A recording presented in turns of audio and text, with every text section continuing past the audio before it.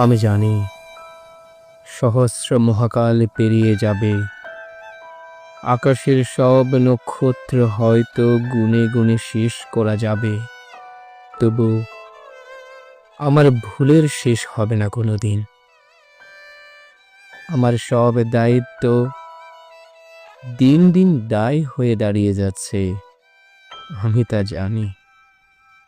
আমি শুধু বলতে চাই, আমার সব ভুলের জন্যে, আমার সব দায়ের জন্যে আমি তোমার কাছে বারে বারে হেরে গিয়ে বলি, দেবী তুমি আমাকে ক্ষমা করো।